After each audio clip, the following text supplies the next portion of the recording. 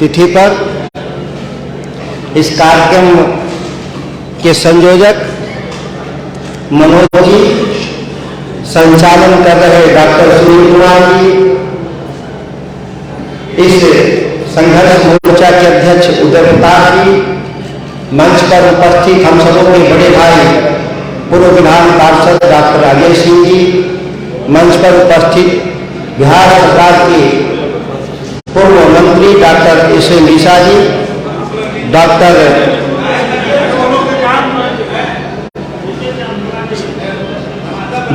Kumar Jitendra ji, doctor P C ji, professor doctor Ramgyan Singh ji, Jitendra Neeraj ji, Mamta Mishra ji, Ballal Thakur ji, तमाम हमारे इस सभागार में उपस्थित अभिभावक, नौजवान साथियों, मीडिया के बंधु, हम महाराणा प्रताप जी के कार्यक्रम के उपलक्ष्य में जब हम खड़ा हैं तो उनके याद में दो बात जरूर हम लोग कहेंगे कि क्या राष्ट्रवाद की परिभाषा क्या रही। आज जो सबसे बड़ा विमर्श का विषय है इस देश में कि राष्ट्रवाद है क्या। राष्ट्रवाद की परिभाषा को जिस तरह से विकृत किया गया भारतीय वर्तमान राजनीतिक परिवेश में कि धर्म को ही राष्ट्र मान लिया गया, जबकि राष्ट्र की रक्षा ही धर्म है। दोनों अलग अलग विषय है। राष्ट्र की रक्षा करना धर्म है, लेकिन धर्म को ही राष्ट्र मानने की जो नई परंपरा, यही विमर्श पूरे समाज को विभाजित भी कर रहा है, राष्ट्र को तोड़ भी रहा है। और भारत का विभाजन भी इसी आधार पर हुआ भी। आप देखे होंगे कि धर्म को जब प्रमुख तत्व दिया गया आजादी के पूर्व और आजादी के, तो धर्म के आधार पर राष्ट्र भी विभाजित हो गया। महाराणा प्रताप जी देश की रक्षा के लिए उन्होंने लड़ा था, राष्ट्र की रक्षा के लिए लड़ा था। उनकी कोई लड़ाई धार्मिक लड़ाई नहीं थी, उनकी कोई धार्मिक पहचान की लड़ाई नहीं थी। आप देखे होंगे कि दोनों तरफ से लड़ने वाले सेना के जो सेनापति थे वह दूसरे धर्म के लोग थे। महाराणा प्रताप के सेना नायक दूसरे धर्म के थे और अकबर की तरफ से भी लड़ने वाले जो सेना नायक थे वो दूसरे धर्म के थे। तो राष्ट्र ही सर्वोपरि धर्म है। जहां राष्ट्र की रक्षा का सवाल हो, उससे बड़ा धर्म दुनिया में नहीं होता। अभी बहस देखे होंगे, वोट बैंक की राजनीति में लोग किस तरीके से धर्म की गलत व्याख्या अपने अपने तरीके से लोग कर रहे हैं और मूल सवाल से पीछे भागने का यह षड्यंत्र भी है।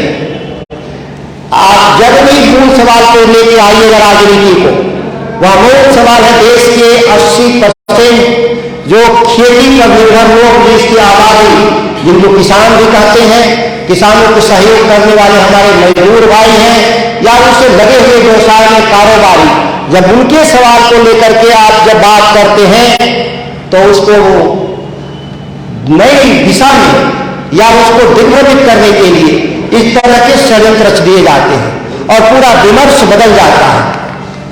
हम जिस शाहबाद के धरती के मुख्यालय आ रहा, ये शाहबाद की धरती का है मुख्यालय आ रहा, जो कभी एक जिला हुआ करता था, जो अब बटके 4 जिला में हम लोग हैं।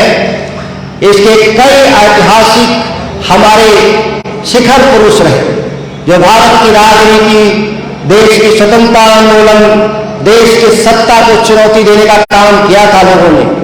वीर कुंवर सिंह जो देश की आजादी के सबसे बड़ा महानायक, या देश की सत्ता के, देश की तत्कालीन सत्ता के खिलाफ किसी धरती से शेरशाह सूरी जैसा मजबूत राजा इसी धरती से पैदा। और भारत की राजनीति में भी आप देखे होंगे कि बक्सर की जो लड़ाई थी वह देश की सत्ता को बदल देने का काम किया था। भारतीयों के हाथ से सत्ता निकल करके अंग्रेजों की लड़ाई में जो जीत हुई इसी बक्सर की लड़ाई से हुआ था, जहां देश की राजनीति बदल गई थी। या हम मुगलकालीन राजनीति को देखें तो इसी चौसा की धरती पे जो युद्ध में हुमायूं को हराकर शेरशाह सूरी ने देश की सत्ता पर कब्जा करने का काम किया था, हम उस धरती के निवासी हैं। और आज हम देखते हैं तो हम कहां पाते हैं अपने, अगर हम राजनीतिक तौर पर भी देखें तो हम कितने पिछड़े हैं कि कभी इसी 4 लोकसभा के क्षेत्र में 3 बाहर के लोग सांसद बनते हैं। अगर आपके जनप्रतिनिधि जब स्थानीय नहीं होंगे तो आप संघर्ष कौन करेंगे? आपकी समस्याओं से जुटेगा कैसे? वीर कुंवर सिंह ने जब संघर्ष किया था, देश की आजादी की लड़ाई थी, केवल राज बचाने की लड़ाई नहीं थी, आजादी की लड़ाई। और उनके संघर्ष के प्रतिफल में हमको मिला भी था। अंग्रेजों ने एक रिपोर्ट दिया था, इस इलाके के जो लड़ाके लोग हैं, जो किसान परिवार से आते हैं, अगर उनसे हम उनकी इच्छाओं को, उनके लोगों को अगर हम मदद नहीं करेंगे तब तक यह बागी रहेंगे। हालांकि उस बागीपन को कभी खत्म नहीं कर पाए साहब आपके लोगों का, लेकिन आप देखे होंगे इंद्रपुरी बैराज मिला था हम लोग को, अंग्रेजों ने बनाया था। देश का नहीं, एशिया का सबसे पहला तनाव सिस्टम, जिसके बदौलत पूरे शाहबाद की धरती आज बिहार के खाद्यान्न अकेले जो 100 बैराज है मेरा, 50% से ज्यादा खाद्यान्न का प्रोडक्शन इसी इलाके से होता है। हम लोग देखते हैं कि हमारे साथ नाइंसाफी हो रहा है। कभी चर्चा भी कर रहे हैं कि हम पूरे, अगर हम देख लें कि किस तरह से कृषि क्षेत्र को लेकर के बर्बाद करने का काम आज की जो वर्तमान जो सरकार है, जो 17 सालों से जो सत्ता में बैठे, और जब हमने उनसे चर्चा किया कि अगर बिहार को बदलना है तो हमको कृषि क्षेत्र को बदलना होगा, और कृषि क्षेत्र के हमारे बर्बाद होने से इस राज्य के 4 करोड़ लोग पलायन कर गए। दूसरे राज्यों में क्या काम करते हैं? वह उद्योगों में, छोटे उद्योगों में मजदूर का काम करते। कोई एक विफलता हो तो हम बात गिनाएं। मैं तो पहली विफलता पे ही कहा था कि आगे बढ़ जाओ, जो हुआ इतिहास में भूलते हैं, आगे का रास्ता देखते हैं। लेकिन लोगों ने, जो सत्ता में बैठे हुए लोग थे, वो बिहार के विकास के लिए नहीं, अपनी कुर्सी की सलामती के लिए संघर्ष कर रहे हैं। कोई 17 साल कम अवसर नहीं होता किसी राज्य को बदलने के लिए, लंबा अवसर। इसी धरती के शेरशाह सूरी ने 5 साल में इस देश के पूरे प्रशासनिक व्यवस्था को बदल देने का काम किया था। कहा जाता है कि कलकत्ता से लेकर, हावड़ा से लेकर पेशावर तक उन्होंने सड़क बनाया, उन्होंने डाक व्यवस्था कायम किया, उन्होंने भूमि का पैमाइश कराया, उन्होंने राजस्व प्रणाली को लागू किया केवल 5 साल में। और कोई देश, बड़ा देश, ये वाला देश नहीं, ये भारत छोटा देश। उस समय का देश जिसमें अफगानिस्तान भी हमारे साथ था, पाकिस्तान भी हमारे साथ था, बांग्लादेश भी साथ था, और कई हमारे जो अलग सटे हुए हमारे छोटे छोटे देश है, वो भारत की मैं बात कर रहा हूं, उसके शासक की मैं बात कर रहा हूं। ये पेशावर कहां है? ये पाकिस्तान और अफगानिस्तान के बॉर्डर तक है, जहां सड़क बनाया था। लेकिन आज के शासन करने वाले लोग किस छोटे मन से बिहार में शासन कर रहे हैं, जिसका अंदाजा इस बात से आप लगा सकते हैं कि किसानों के नाम पे 3,10,000 करोड़ रुपए कृषि रोड मैप के नाम पर पिछले 10 साल में निकाल दिया गया राजकोष से। ये कोई छोटा रकम नहीं। और कहा गया था कि इससे हम बिहार में कृषि क्षेत्र में बदलाव लाएंगे, हम उत्पादन को भी दोगुना करेंगे और किसानों की आय को भी दोगुना करेंगे। सवाल यह है कि जब हम 10 साल बाद हम देखते हैं कि बिहार का उत्पादन 1 लाख टन घटा है और किसानों की आय की क्या बात करनी है, वो तो सब जाहिर है कि किसी भी किसान के पैर में जो जूता है वह भी बदलने के लिए सोचता है कि इस साल बदलने की, हम अगले ठंड में बदलेंगे। इस परेशानी में बिहार का किसान गुजर रहा है। और खास तौर से जिस सोन के इलाके से हम लोग किसान आते हैं, जो पूरे बिहार के लोगों का 50% अनाज उत्पादन करते हैं, उसके अनाज को लेने के लिए कोई तैयार नहीं। किस तरह से शोषण है सरकारी तंत्र के द्वारा कि 2040 के द्वारा मिलने वाला धान का दाम किस षड्यंत्र पूर्वक किसानों से 1700 साढ़े 1700 से ज्यादा नहीं मिलता। यह सर्वविदित तथ्य है। और फिर भी बिहार की सरकार में लोग बैठे हुए कार्य भ्रष्टाचार नहीं, तो इससे भी बड़ा झूठ नहीं हो सकता। अब इससे भी नाराज हो जाते लोग। मैंने कहा कि पूछ लीजिए किसानों से, अगर साबित कर दीजिएगा कि 2040 रुपये बिहार के किसानों का धान का दाम मिल रहा, तो फिर मेरे राजनीति करने का कोई औचित्य नहीं है। और अब धान का दाम तो नहीं देते, गेहूं का दाम नहीं देते, मक्के का दाम नहीं देते, बिहार में गन्ना मिलें बंद हो गई, बिहार में दूध मिलें बंद हो गई, आपकी उत्पादन नहीं बढ़े, बाजार समितियों को आपने बर्बाद कर दिया। जिस राज्य के भीतर, जिस राष्ट्र के भीतर पैर में पहनने वाला जूता ऐसी शोरूम में बिकता हो और किसानों द्वारा उत्पादित सब्जी, फल, दूध, अनाज सड़क के किनारे पुलिस की लाठी के छत्र छाया में दिन भर कारोबार वहां बैठकर बेचता है। और उसके साथ जो शोषण और अमानवीय जो व्यवहार प्रशासन के द्वारा किया जाता है, वह कहीं भी लगता ही नहीं कि हम किसान के और किसान के साथ समर्थक लोगों का यह पूरा राज्य है, जिसको कहते हैं लोग बिहार कृषि प्रधान राज्य है। लेकिन बिहार कृषि प्रधान राज्य है, लेकिन किसानों का प्रतिनिधित्व नहीं मिलता सरकारों में, उनकी जरूरत नहीं। पिछले दरवाजे से राजनीति करने वाले लोग, विधान परिषद के जरिए सत्ता की राजनीति करने वाले जोड़ तोड़ में शामिल लोग प्रमुख पदों पर बिहार की सरकार में बैठे हुए लोग हैं जिनको चिंता नहीं। जल संसाधन विभाग एक विभाग है बिहार में। सोन तिवारी मेरे पिता जब सिंचाई मंत्री थे तो देश की आजादी के बाद इसकी आधुनिकीकरण करने का काम किया था और तब इसकी क्षमता को दोगुना बढ़ाने का काम किया। लेकिन वो 25 साल के बाद फिर नहरें में भी जर्जर हो गई है पूरे सोन प्रणाली में, लेकिन उसके लिए पैसा बिहार सरकार के पास नहीं। ये सोन की नहरें इस ताकत है, इस इलाके की सोन की नहर इस बिहार की ताकत है। हम खाद्यान्न की सुरक्षा गारंटी देते हैं बिहार को कि हम भूख से मौत न हो। वह सोन प्रणाली आज मौलासन की स्थिति में है, लेकिन सरकार इस पर पैसा लगाने के लिए तैयार नहीं। पिछले कई वर्षों से सुनते हैं कि कदम जलाशय परियोजना बनेगा, कदम जलाशय परियोजना बनेगा। क्यों रुका पड़ा है ये हम लोग को समझ नहीं आता। पटना में गंगा पाठवे के नाम पर 5,000 करोड़ रुपए खर्च करने वाली सरकार, इस गंगा के 5-5 हजार करोड़ की पुल बनाने वाली सरकार, लेकिन जब किसानों के 5,000 करोड़ की योजना की बात आती है तो सरकार को साफ सुन जाता है। सत्ता में बैठे हुए लोगों को उसकी चिंता नहीं रहती। लगता है अब क्या कारण है, यह किसान बखूबी समझता और बिहार का बुद्धिजीवी भी समझता है। वेद यूनिवर्सिटी के नाम पर बना हुआ विश्वविद्यालय आज बिहार में सबसे ज्यादा खराब स्थिति में है। 3 साल की डिग्री 5 साल में देने का काम विश्वविद्यालय करता है।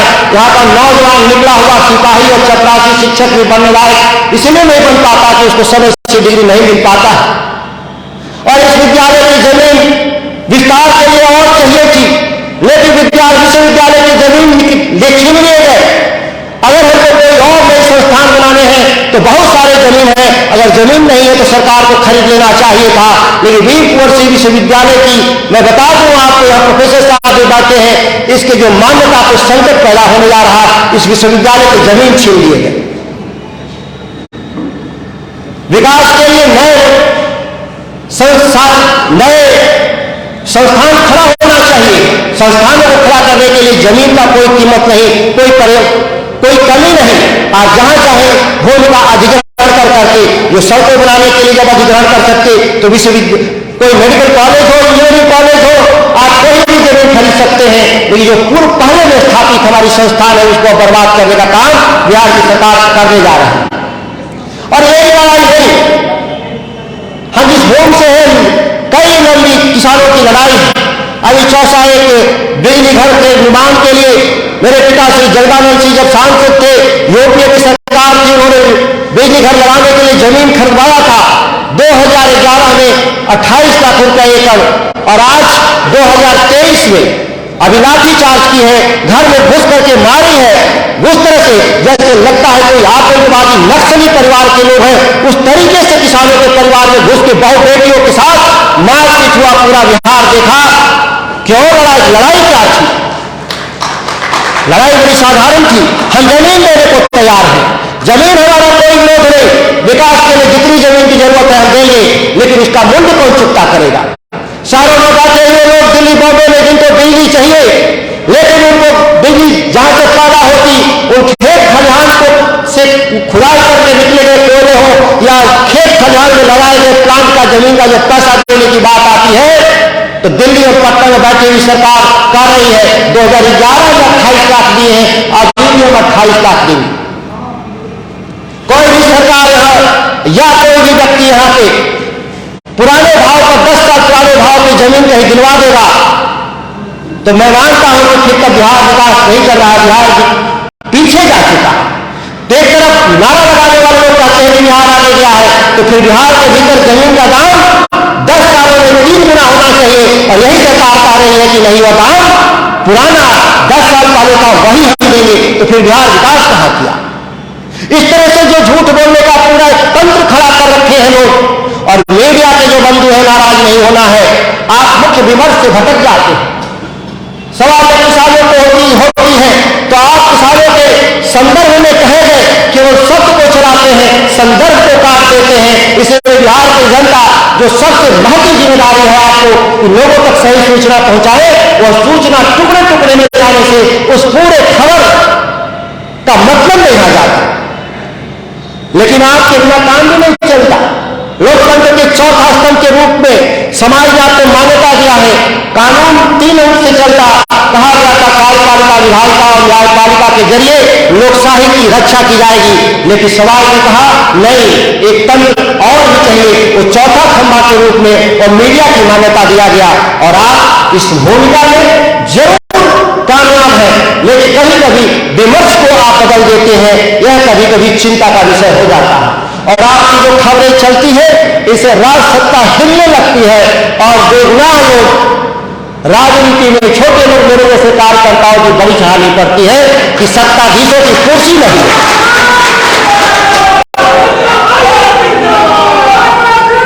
मैंने ऐसा कोई शब्द नहीं कहा था, शब्द मेरा कोई वादा भी नहीं। मैं दिल्ली विश्वविद्यालय का ग्रेजुएट हूं, मुझे अब शब्द कहने की जरूरत ही नहीं। मेरे पास शब्दों का भंडार है, वह थोड़े कड़वे हो सकते हैं, जरूरत पड़ने पर अच्छे काम करिएगा। शब्द मीठे भी होते हैं, लेकिन आपके कर्म के आधार से कड़वे और मीठे शब्दों से नवाजे जाएंगे, वह आपके ऊपर निर्भर करता है जो कुर्सी पर बैठेंगे लोग। लोग नाराज होते हैं तो जो लोग माला पहनाते हैं वही किसान, वही लोग जूता का भी माला पहनाते हैं। और मैं कई बार सरकार में था, सरकार में रहते हुए मैंने कहा था कि जब भी मैं गलती करूंगा मेरा पुतला जरूर फूटना, कम से कम मुझे याद तो रहेगा कि हम गलत काम कर रहे हैं। लेकिन जब आप पुतला भी फूटना छोड़ देंगे तो फिर लोगों को, सत्ता में बैठे हुए लोगों को लगेगा कि हम अच्छा काम कर रहे हैं। और 5 साल में कामयाब बदल भी नहीं सकते सरकार को, क्योंकि आपका तो हाथ में 5 साल में एक बार वोट देना है, तो फिर सरकार को जगाइएगा कैसे? और विधायिका के सदस्य के रूप में जो मैं विधायक हूं, सांसद है लोग, वह पार्टी के हित से बने हैं, पार्टी के सिद्धांत से नहीं, पार्टी की नीति से नहीं। कृषि कानून इस राज्य के भीतर होना चाहिए, मंडी कानून होना चाहिए, मल्टीपल परचेजिंग एजेंसी बिहार में होना चाहिए। यह पार्टी की घोषणा पत्र में लिखा, पार्टी के राष्ट्रीय परिषद में आर्थिक प्रस्ताव के 6वें पारा में लिखा हुआ। लेकिन सत्ता जो महागठबंधन की है और गठबंधन के जो मुखिया मुख्यमंत्री, उनको हमारे राष्ट्रीय जनता दल के किसी भी विचार से, किसी भी सिद्धांत से, किसी नीति से उनकी कोई सहमति नहीं है। केवल ये नहीं है कि सत्ता हमारे हाथ में होनी चाहिए। ये सत्ता कौन नीति होगी? सत्ता होता ही बदलाव के लिए, जनता के काम के लिए, और जब तक बदलाव नहीं है सत्ता का कोई मतलब नहीं। कुर्सी पर आप कितना भी रहे वो इतिहास याद नहीं रखेगा। वे कुर्सी को याद रखा था शाहबाज, और शेरशाह सूरी को याद रखा था। इससे पहले भी बहुत लोग कामयाब लोग हुए होंगे, उनके बाद भी बहुत लोग कामयाब होंगे, लेकिन जिस स्केल पर दोनों के व्यक्तित्व को आज भी देश और दुनिया जानता है, बाकी उसके मुकाबले में कहीं नहीं है। बहुत सैकड़ों हुए होंगे, सैकड़ों सांसद हुए होंगे, लेकिन इतिहास में नाम तभी दर्ज कर पाएंगे जब इस इलाके के बदलाव के लिए आप लड़े होंगे। जब आप नहीं लड़ेंगे तो आपका कौन याद करेगा? ये लड़ाई मैं शाहबाद किसान संघर्ष मोर्चा को मैं बधाई देता हूं। आप महाराणा प्रताप जी के पुण्यतिथि पर सबको जुटाने का जो काम किया है ठंड के मौसम में, आप शाहबाद के चारों जिला में आप जो किसानों के आंदोलन है उसकी समस्याओं से जुड़ करके आप समाधान निकालने का काम करेंगे। जो संयोजक महोदय हैं, जो हमारे अध्यक्ष महोदय हैं, मैं अपील करूंगा कि आप पूरी बदलाव की लड़ाई लड़िए, और जब तक बदलाव की आप नहीं लड़ाई लड़िएगा तब तक आप कभी भी मजबूत नहीं होंगे। आप देख लीजिए इस देश में जब 3 कृषि कानून आया था, पंजाब हरियाणा के लोग और उसके आसपास दिल्ली के लोग 13 महीने बैठ करके दिल्ली की सत्ता को उन्होंने चुनौती देने का काम किया था और देश के इतिहास में पहली बार कानून वापस लेने का मजबूर किया था। लेकिन मैं कहता हूं 13 दिन जिस दिन हम लोग धारणे पर बैठ गए इस राज्य के भीतर, सारी समस्याओं का समाधान होगा। कृषि नहीं, कृषि के अलावा भी आपकी जो समस्या है समाधान होगा। सरकारें डरती है जन आंदोलनों से, बाकी किसी से नहीं डरती, क्योंकि सरकारों के पास अटूट ताकत होता है। क्योंकि आपने ताकत दिया ही है उसको, संप्रभुता आप में निहित है, संविधान कहता, लेकिन मतदान के जरिए 5 साल की आपकी संप्रभुता सरकार के पास गिरवी होती है। यही तो देश का संविधान। हम संविधान मानने वाले लोग, हम इसी संविधान के दायरे में बिहार विधायिका के सदस्य होने के नाते जब बिहार विधानसभा के पटल पर हम जब बोलते हैं, जो हमारी प्राइमरी ड्यूटी है, तो सरकार में बैठे हुए शीर्ष पर लोग कहते हैं कि आप बोलिए नहीं। जब हम बोलेंगे नहीं तो फिर मैं चुनाव क्यों लड़ा हूं, मैं चुनाव क्यों जीता हूं, फिर चुनाव की जरूरत क्या है? तो सीधे सीधे बिहार का मुख्यमंत्री चुन लो भाई, एक लाइन में बदल दो देश का कानून, बदल दो राज्य का कानून, केवल मुख्यमंत्री का चुनाव होगा, वही बिहार चलाएगा, वही राज्य चलाएगा, बाकी विधायक और सांसदों की जरूरत नहीं। क्या विधायक और सांसद केवल भोज खाने के लिए है, घूम घूम कर भोज खाने के लिए बने हैं? नहीं, इनका ये काम नहीं होता। इनका मूल काम होता है जनता के पक्ष में नीतियों पर बहस करना, एडवोकेसी करना, पॉलिसी एडवोकेसी का काम है हमारे जनप्रतिनिधियों का, जो विधायिका के सदस्य हैं। और कार्यपालिका को डिक्टेट करने का काम, लगाम लगाने का काम, कार्यपालिका ठीक से काम नहीं कर रही है तो उसको आईना दिखाने का काम विधायिका के जिम्मे है, जिसके हम लोग प्रमुख अंग हैं 243 लोग। लेकिन क्या हो रहा है? आप लोग जनता के रूप में यहां बैठे हैं, अभिभावक नौजवान साथी, अपने जनप्रतिनिधियों पर दबाव बनाइए कि आपके बिहार विधानसभा में आपके सवाल नहीं आते, आप बहस में शामिल नहीं होते और जनता के सवाल पे आप धरना प्रदर्शन देने का काम नहीं करते। जब तक आपके बात को नहीं खोल करके बोलिएगा सामाजिक कार्यक्रमों में, तब तक ये लोग सुधारने वाले लोग नहीं है। कल मैं रहूंगा, कल मेरे जगह दूसरा आ जाएगा और उसके जगह कोई दूसरा आ जाएगा, इससे बिहार नहीं बदलेगा। 4 करोड़ लोग जब राज्य के बाहर में काम करते हैं, जब उनकी हम माली हालत देखते हैं, उनको रहन सहन को देते हैं, तो हम लोग का माथा सर से झुक जाता है और हम लोग जो बिहारी गौरवबोध होना चाहिए वह अपमानजनक लगता है। और जब मैंने कहा था कि बिहार अगर पिछड़ा है तो इसको बदलिए और स्वीकार भी है, तभी तो विशेष राज्य की दर्जा की मांग होती है। मैं भी कहता हूं बिहार राज्य विशेष राज्य, विशेष है परिस्थिति, और विशेष परिस्थिति के लिए जो दिल्ली सरकार करेगी या नहीं करेगी, वे हम क्यों बंद पड़े हैं, हम लोग क्यों नहीं कर रहे हैं? नहीं करने का पीछे कारण है कि हम कटोरा लेकर के दिल्ली में रोज भीख मांगने का काम करते हैं दिल्ली की सरकार के सामने। क्यों हम भीख मांगते हैं? क्या बिहार के पुरुषार्थ चुके हैं? कभी इस देश पर बिहार के लोग राज करते थे, मौर्य वंश, गुप्त वंश, नंद वंश। हम 1200 साल इस देश पर राज करने वाले बिहार के लोग, पाटलिपुत्र की धरती पर बैठने वाला लोग, देश को देश नहीं, ये कोई भारत नहीं, ये भारत का 2 गुना भूभाग था, उसको नियंत्रित करने वाले, दुनिया की अर्थव्यवस्था में 25% का योगदान देने वाले आज बिहार के सत्ता में बैठे हुए लोग कितने छोटे तबके हैं, इसका अंदाजा इससे लगा सकते हैं कि रोज बिहार के विकास के लिए एक विशेष राज्य का नारा लगा करके रोड बदल करते हैं, रोज गठबंधनों को बदलते हैं। पिछले 17 सालों में 4 बार कुर्सी छोड़ा, 4 बार बदला, व्यक्ति वही रहा, पद भी वही रहा, केवल गठबंधन बदलते रहे, बिहार का तकदीर नहीं बदला। मैं जानता हूं ये मीडिया के लोग हैं, ये बयान जाएगा, फिर बेचैनी होगी, फिर हंगामा होगा और सत्तारूढ़ दल के दर्जनों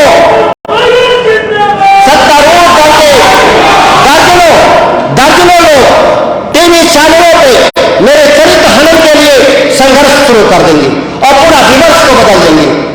मैं कह रहा हूं कि बिहार का विकास करो, कृषि कानून बनाओ, मंडी कानून लाओ, और वो बहस में मेरे शब्दों के पीछे लाठी लेकर के वो लेकर निकलते हैं और पूरे विमर्श को, बिहार को बदल देते हैं।